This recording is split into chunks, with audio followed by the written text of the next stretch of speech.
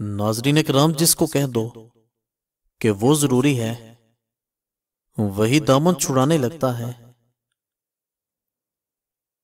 इंसान चेहरों से मोहब्बत करना छोड़ दे तो बड़े बड़े पछतावों से निकल जाए।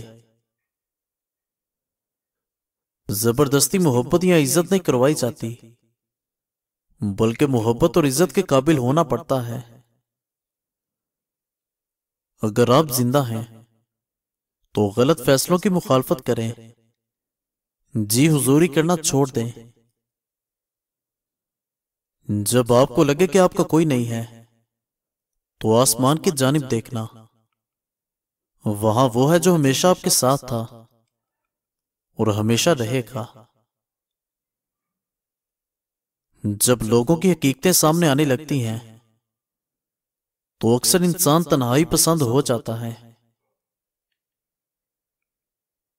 अपने दिन का आगाज सदका देने से शुरू करो। उस दिन तुम्हारी कोई दुआ रद्द नहीं होगी। मौत का जायका तो तमाम लोग ही चखते हैं, मगर जिंदगी का जायका बहुत कम लोग चखते हैं। जो लोग अपनी सोच को नहीं बदल सकते, वो कुछ नहीं बदल सकते। खौफ के साथ सबसे बड़ा मसला यह है कि इंसान खौफ के आलम में अपने हवास खो देता है। जिसके अंदर अदब नहीं, उसमें सब बुराइयां ही बुराइयां हैं। जिस लहजे में बातें करो, उसमें सुनना भी सीखो। तुम उस रब के आगे झुक जाओ, वो तुम्हारे लिए दुनिया झुका देगा। आजिज़ी इंसानियत की मेराज है। कोई बंदा कितने गुनाहगार क्यों ना हो, मेरा रब्बे करीम उसके लिए तौबा का रास्ता, दुआ का वसीला और रिज़्क़ का दरवाजा कभी बंद नहीं करता। कुछ अल्फाज सांस बंद करने की ताकत रखते हैं। जिंदगी से इतना प्यार मत करो, ये किसी से वफा नहीं करती। मौत को कभी मत बोलो, ये किसी को धोखा नहीं देती। इस कायनात का पहला गुनाह न शिरक न कुफर था। पहला गुनाह यह था कि मैं इससे बेहतर हूं। जो शख्स सब्र की चादर ओढ़ लेता है, वो इज्जत और बुजुर्गी पाता है। किसी की नरम तबीयत को उसकी कमजोरी समझना कम ज़र्फे की अलामत है।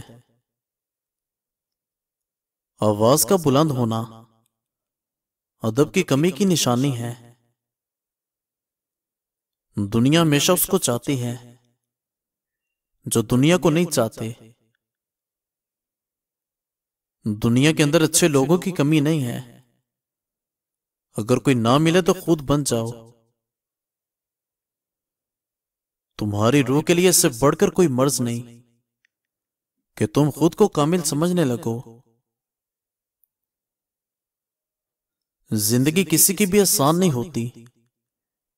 जिंदगी को आसान बनाया जाता है कुछ नजरअंदाज करके, कुछ बर्दाश्त करके। गलती हो तो मान लो और गलत फहमी हो तो दूर कर लो। यही अच्छी और पुरसुकून जिंदगी गुजारने का सलीका है। मुखलिस इंसान इंतजार करता है, बगावत नहीं।